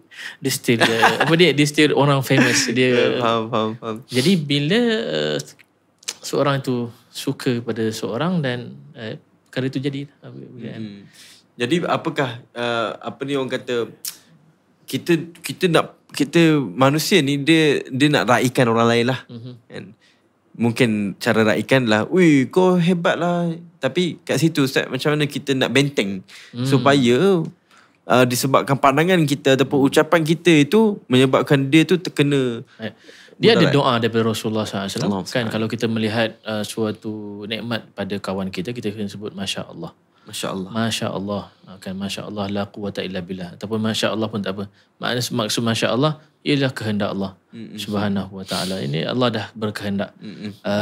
Jadi supaya diri kita itu bawa kepada satu lagi level, mengatakan saya ada nikmat yang dia tak ada, dia ada nikmat yang saya tak ada. Semuanya Allah dah tentukan. Tapi yang penting apa yang kekal untuk kita itu yang kita perlu. Jadi it's okay kalau kita tak ada apa-apa orang yang lain. Sebab di waktu yang sama kita ada benda yang dia tak ada. Ada benda yang dia tak ada. Tapi kalau contoh kita berbalik kepada kita punya konteks tajuk kita lah. Di sini ada satu pertanyaan.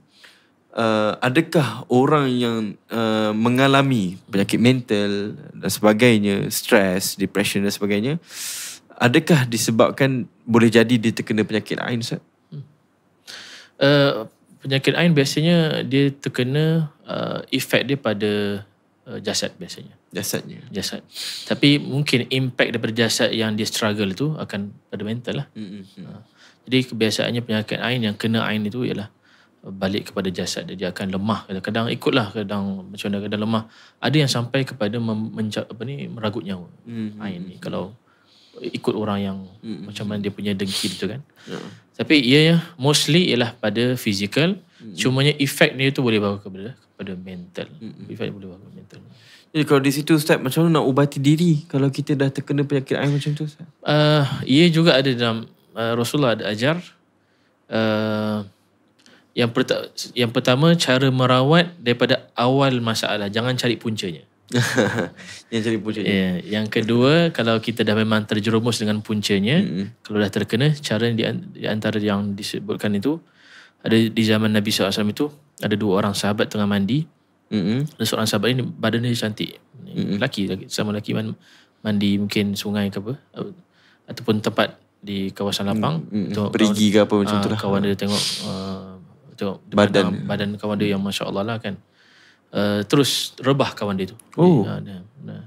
Di Sahih Bukhari. Kemudian dibawa, Rasulullah kata, kenapa kamu ni kalau pandang suatu nikmat tak mengatakan Masya Allah la quwwata illa billah kan. Jadi Rasulullah SAW suruh si orang yang memandang itu untuk untuk mandi ataupun berwuduk. Berwuduk lah. Maksudnya ada bekasan air daripada tubuh dia lah. Daripada orang yang beri tu, kemudian air tu dia dimandikan, kemudian sihat. Itu caranya. Masya Allah. Dia kadang-kadang perkara ini, tapi kalau ikut skrin tak ada dapat. Tak ada lah. Kan? Biasanya direct contact.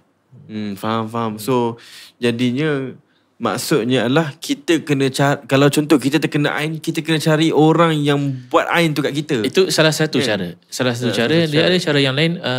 Alhamdulillah ada ustaz-ustaz yang mengubat. Mereka ada bacaan-bacaan. Jadi kalau contoh, kalau anda salah satu daripada mangsa yang terkena penyakit ain, yang pertama boleh cari ustaz-ustaz yang boleh berubat, dan yang kedua adalah kalau kenal siapa yang buat dengki kat kita, pergilah ambil air wuduk dia, siram badan kita sendiri. Tapi kalau contoh tak tahu siapa yang ain kepada kita, siapa yang buat kepada kita, so jangan cari penyakit untuk share benda-benda yang menyebabkan ada unsur-unsur orang untuk dengki kepada kita, dan jangan timbulkan gimmick ataupun fitnah yang menyebabkan terkena mudarat itu kepada kita. Ya. Jadi insya-Allah kita bertemu lagi pada soalan yang seterusnya. Ya marhaba. So kita dengarkan tadi tentang solution untuk orang supaya kita letakkan tembok, tidak memudaratkan orang lain dengan pandangan kita sendiri. Kalau contoh kita nampak orang tu ada nikmat dan sebagainya, ajarkanlah diri kita sebut Masya Allah. Jangan takut, jangan rasa macam diri hipokrit bila mana sebut. Dulu Ustaz kan, kawan Nana ni, kawan saya ni, duduk dengan saya. So kita ni kalau macam contoh nak cakap kan, kita sebut Allah macam tu kan. Jadi maaf cakap, dia ni orang yang selalu pergi club lah. Jadi satu kali dia lepak dengan kawan-kawan dia, kawan-kawan dia nak bahan kawan dia sebut Allah. Dan dia cerita kat saya, dia kata, aku pun dah terikut kau masuk dalam club, dia kata sebut Allah dalam club. Kawan-kawan dia macam, apa ni? Tapi subhanallah, dia beri kesan. Beri kesan, alhamdulillah. Kita ada kawan jiran saya, dia ada kawan, dia bercinta dengan seorang Chinese lah, kan? Orang bukan non-Muslim. Subhanallah, rupanya non-Muslim, dia orang Kristian. Satu hari dia panggil, rupanya dia pun ada mission untuk nak tarik kawan jiran kita ni untuk masuk ke dalam Kristian lah. Jadi satu hari dia bawa pergi gereja. Gereja banyak kat sini kan. Bawa pergi gereja, dia pergi ke bilik ni. Ni bilik apa ni? Ni bilik segala perkara boleh nak buat. Dia kata ketika itu terlintas kepada dia segala nama-nama Allah, astaghfirullah yang dia pernah dengar daripada mak ayah. Dia kadang kat rumah tu, mak kita cakap astaghfirullah budak ni kan. Ya Allah budak ni. Kadang sebenarnya ianya kadang bina something dalam diri kita macam pendini. Dia kata kerana itu aku terjaga dan dia terus live lah daripada. Masya Allah. Subhanallah, tak tahu apa yang kita dengar tu kadang bina something dalam diri. Saya kalau dengan family saya ni, saya biasa macam Allah.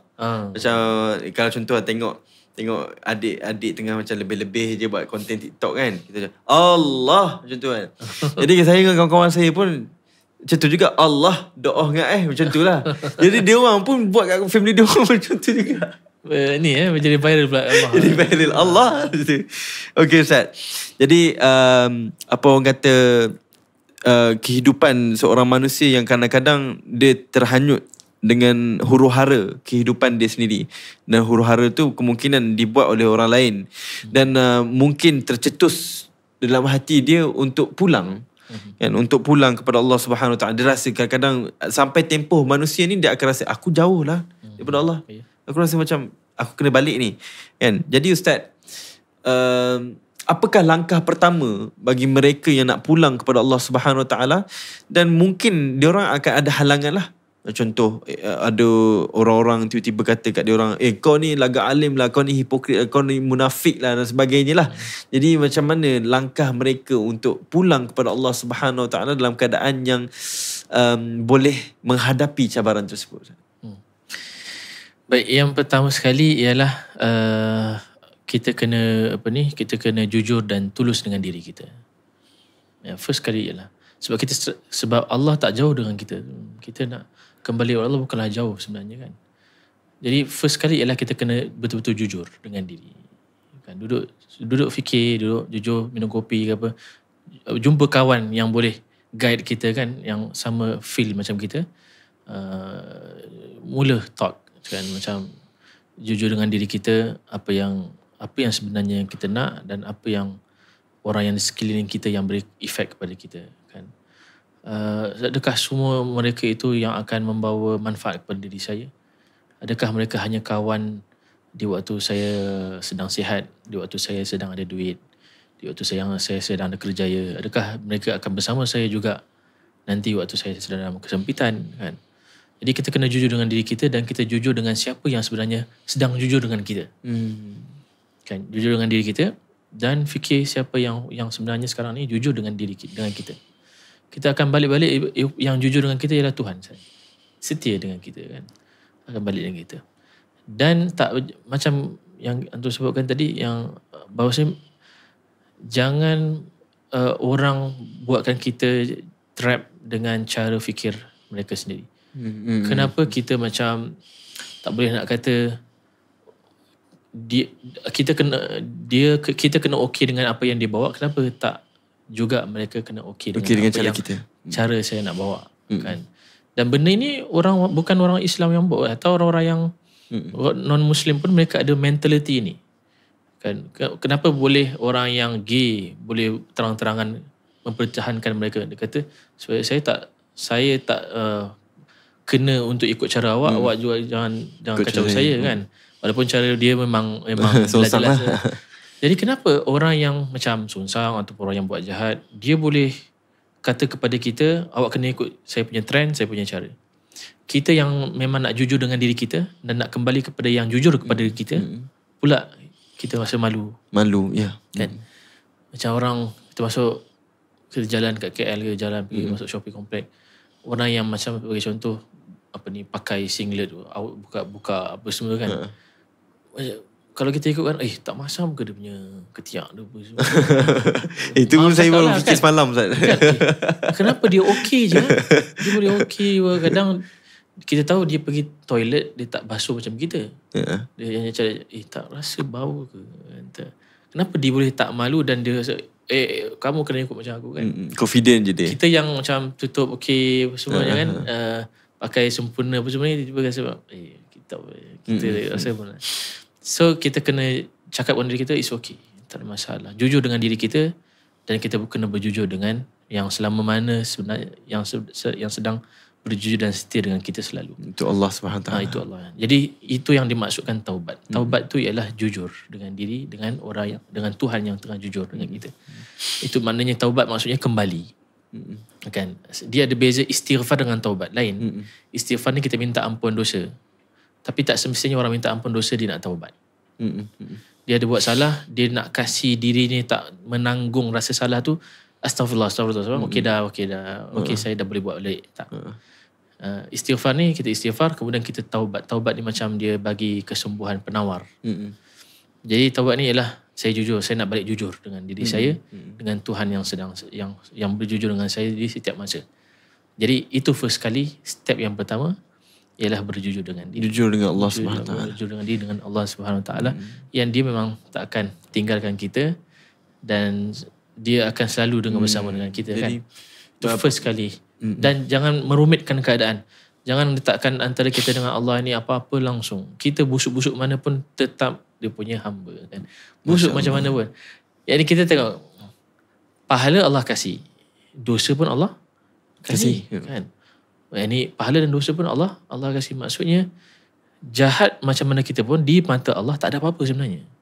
Sebab koin pahala tu Allah kasih, koin dosa tu Allah kasih. Yang Allah nak awak setia jujur tak terus. Dosa macam mana pun, dia yang kasih dosa tu. Dosa tu ialah koin yang dia bagi tahu kepada kita kan. Pahala pun, orang yang banyak buat pahala pun di depan mata Allah, kalau tak jujur, tak ikhlas pun, sebab binasa dia. Orang ramai dalam sejarah kita, orang yang alim akhirnya masuk neraka. Orang yang ustaz masuk neraka, orang yang ramai sebab pahala tu Allah kasih kan, tapi tak jujur kan. Jadi kita macam mana busuk kita pun, macam mana kita pun jahat, macam mana dosa macam mana pun, jangan buruk sangka dengan Tuhan kerana itu dosa paling besar. Itu dosa yang bukan Allah kasih. Dosa buat jahat macam curi, dosa tak cakap baik, itu dosa Allah kasih. Awak buat okey, ni dosa-dosa dia. Ada dosa yang kita buat, kita buruk sangka dengan Tuhan. Itu Allah, awak ni itu dah melebih. Dah melebih. Jangan letakkan aku ni macam kamu. Senang nak terasa, senang nak bagi macam nak balas dendam. Jangan. Perumpamaan dia masya-Allah. No kan. Jangan buat begitu. Kan? Allah Ta'ala yang lebih baik dengan kita, yang lebih dekat dengan kita, yang lebih faham kita, lebih tahu kepada kita, lebih rahmati kepada kita. Jadi itu first kali step kita dan terus perjalanan. Dan kita tak kata ianya perjalanan sehari 2 hari. Perjalanan kita dengan Tuhan ialah terus menerus dan kita akan menikmati setiap momen daripadanya. Jadi contoh Ustaz, itu adalah first step adalah bertaubat kepada Allah Subhanahu Wa Taala. Jadi contohlah ada kawan-kawan rapat dia yang mungkin cakap kat dia ni, kau ni hipokrit lah kan. Adakah dia patut tinggalkan circle dia itu, pergi ke circle yang lebih bagus, yang sama tujuan dengan dia, atau macam mana? Circle ini bukan maksudnya kita boleh kadang tinggalkan kerana nak tinggal langsung sebab dia tak layak duduk dengan saya. Itu akan jadi takabur kan, sombong lah kan. Tak. Saya tinggalkan kadang-kadang, kenapa ada idea buat camp ataupun masuk sekolah ataupun yang berasrama. Ideanya ialah supaya kita fokus. Kenapa ada asrama, sekolah-sekolah yang berasrama? Kenapa tak boleh sekolah ulang-alik sahaja? Tak. Ideanya ialah supaya kita fokus benda yang kita nak buat sampai kita kuat. Kemudian tak kisah awak nak masuk balik. Kan? Askar begitu juga. Mesti ada tempat camp jauh dalam hutan semua. Sebab kalau askar ulang alik, tak jadi askar. Kan? Tak jadi askar. Makan semuanya okey, semuanya aman. Tak, dia akan pergi bawa kita satu tempat yang lain, circle yang lain, rintangan yang lain, cabaran yang lain, supaya kita, body kita, mental kita, rohani kita jadi lain. Kemudian dah habis training, sila masuk balik masyarakat. Mungkin kita katakan meninggalkan sementara kerana saya lemah. Kan, mungkin circle ini memang membawa saya dan tak support saya. Baik, saya nak cari circle yang lain sementara supaya saya kuat. Supaya saya kuat, nanti saya balik kepada dia, kepada mereka balik dengan mental yang lain. Faham. Cara yang itu idea kenapa kena jauhkan daripada circle. Bukan kerana kita sombong, hipokrit, kita nak tinggalkan selama-lamanya, tak. Faham. Kerana diri kita yang lemah. Jadi masya-Allah, itulah cara ya. Jangan, kalau contoh ada kawan-kawan kita yang cakap kita hipokrit ke apa ke, bukan maksud kita tinggalkan dulu dia. Tapi bukan maksudnya kita rasa kita lebih baik daripada dia.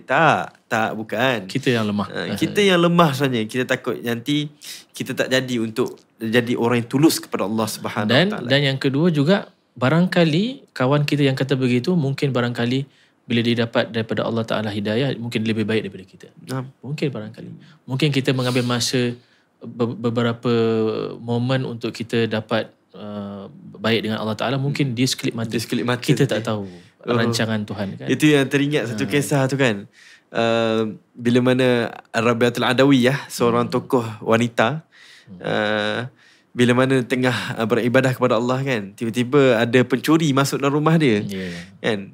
Pencuri masuk dalam rumah dia, lepas tu nak curi something dalam rumah, tengok-tengok dalam rumah pun kosong. Sebab Rabi'atul Adawiyah ni adalah gundik. Kan? Tapi dia tengok ada wanita. So dia pun nak memperkosa ataupun buatkan benda yang tak baik kepada wanita tersebut kan. Tapi Rabi'atul Adawiyah ni, dia kata apa? Dia kata, tunggu jap. Kau nak buat kat aku apa-apa boleh, kau boleh buat. Tapi ada satu syarat. Kau pergi masuk, ambil wuduk dulu, lepas tu kau solat kat mihrab situ. Ada satu tempat solat dia, tempat yang selalu dikhususkan Rabi'atul Adawiyah solat kat situ. Kan? Kan? Jadi terus lelaki tu pun kata, senang je, tak ada masalah. Kalau gitu aku pergi solat dulu lah. Jadi kau tunggu yang macam tu lah, itu fiction je lah. Dia pun wuduk, dia pun solat. Bila dia solat tempat yang selalu disolat oleh Rabi'atul Adawiyah, yang mana tempat itu mempunyai keberkatan, adanya pandangan daripada Allah Subhanahu Wa Taala, yang mana waktu dia angkat takbir tu, Rabi'atul Adawiyah waktu dalam hati dia terus doa kepada Allah, ya Allah, aku dah buat kerja aku dah untuk bawa hamba tu di hadapan engkau Dan di sini adalah kerja engkau untuk mengambil hati orang itu kepadamu. Kan? Dan yang hebatnya adalah lepas dia lelaki itu, yang mana tadi dia ada niat untuk memperkosa Rabi'ah Adawiyah, lepas bersalam, Assalamualaikum warahmatullahi wabarakatuh, cabut lari terus keluar. Dan menjadi orang yang soleh. Ya, Ustaz kan? Jadi orang soleh. Ada kisah yang macam ni juga. Malik bin Dinar dia tengah solat qiyamul lail, barang dia memang tak ada, rumah memang tak ada barang kan, orang zuhud, masuk perompak, nak masuk rumah tak ada barang. Kata sini nak keluar lah, tak ada barang. Sini aku rasa macam terkilan lah, kamu datang nak rompak barang saya, tapi saya tak bagi apa-apa. So jom kita zikir sikit, saya nak kasih sikit lah, nak share sikit lah.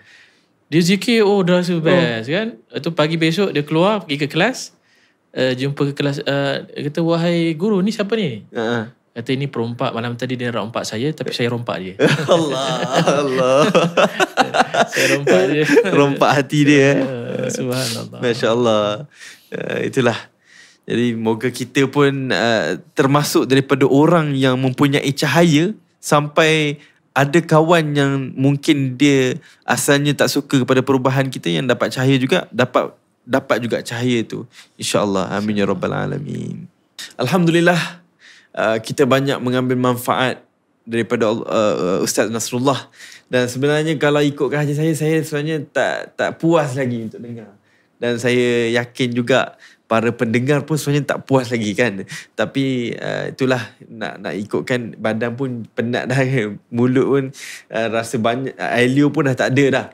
Jadi kita minta segmen yang terakhir lah Ustaz. Kita sebagai murid, kita sebagai seorang pelajar Ustaz, kita semua ni pelajar kepada Ustaz lah. Dan kita minta juga semoga kami semua yang ada kat sini ni ada tempat lah hati Ustaz, insyaAllah. Jadi apa pesanan Ustaz kepada kami semua yang mendengar, ambil manfaat daripada Ustaz? Bismillahirrahmanirrahim. Alhamdulillah. Seperti mana insya-Allah kita berkumpul kerana Allah Subhanahu Wa Taala, insya-Allah kita juga minta Allah kumpulkan kita nanti insya-Allah di dalam syurganya insya-Allah. Ia tidak syak bahawasanya manusia ini adalah saling memerlukan bantuan dengan yang lain. Allah Subhanahu Wa Taala dah kaitkan manusia itu dengan manusia yang lain, dan sentiasalah dalam diri kita itu positif dalam segala perkara. Dan jangan kita bukakan dalam diri kita itu perkara-perkara yang boleh merosakkan mental kita, fizikal kita, merosakkan iman kita. Dan juga yang kedua juga, janganlah kita ini membukakan kepada dalam diri kita ini buruk sangka kepada Tuhan, dan sentiasa berbaik sangka dengan Allah Subhanahu Wa Taala. Hidup dalam keadaan hanya menunggu dengan panggilan Allah Subhanahu Wa Taala, dan sentiasa kembali pada Allah Subhanahu Wa Taala, kerana kelazatan dan kenikmatan itu lebih besar daripada dunia dan seisinya. Dapat berborak dengan Allah, duduk 2-3 minit bercakap dengan Allah Subhanahu Wa Taala juga ialah suatu pintu untuk kita dapat bersama-sama dengan Allah Subhanahu Wa Taala dalam kehidupan kita. Dan semoga juga insya-Allah kita terus membentras dalam hidup kita ini sifat kejahilan, sifat kekeliruan. Sebab manusia akan makin kusut, makin tidak tahu nak buat keputusan bila mana terus dalam kejahilan dan kekeliruan. Bila mana kita dalam keadaan kegelapan, kita akan terkapai-kapai. Kita akan capai apa yang kita ada, yang kita boleh dapat, tapi akhirnya kita akan capai benda yang membahayakan. Dan sentiasa kita ini cari hidayah. Itu maksud hidayah adalah keterangan. Carikan keterangan jiwa, keterangan diri. Kita akan nampak nanti apa yang perlu kita, di manakah kita nak letak kita punya kerangkah, di mana kita nak buat keputusan kita dan sebagainya. Sentiasa diri kita ini sibukkan ataupun biasakan dalam hidup kita ini dengan terus keluar daripada kegelapan, kejahilan, kekeliruan. Jangan jadikan diri kita itu sentiasa dalam keadaan keliru dan buntu. Ada sahaja alhamdulillah yang boleh mencerahkan untuk kita segala-galanya. Di antara kekeliruan ini ialah bila kita dengar banyak daripada kata-kata makhluk. Drop semuanya. Kata-kata makhluk ni ada yang campur sia-sia, yang tak sia-sia, manfaat yang tidak manfaat, yang mudarat. Drop semuanya bila kita nak dengar kata Allah Ta'ala kan. Buka satu hari tengok Allah kata apa, satu kalimat, 2-3 kalimat, kita fikir kan. Dan kalimat yang datang daripada Tuhan ialah kalimat yang sangat-sangat bagus, yang sangat-sangat membina, menyuburkan hidup kita. Begitu yang sepatutnya kita lakukan. jauhkan daripada segala kebuntuan, kekeliruan. Terus insya-Allah berpegang dengan Allah Subhanahu Wa Taala, kerana dialah untuk kita awal dan akhir, dan jangan letak kita dengan dia itu ada apa-apa halangan, dan terus belajar untuk mengenal lalu mencintai dia, Allah Subhanahu Wa Taala, insya-Allah. InsyaAllah. Amin ya Rabbal Alamin. Dan Alhamdulillah kita dah sampai di penghataman episod kita pada hari ini. Yang mana episod kita pada hari ini adalah mencari Tuhan di bising dunia.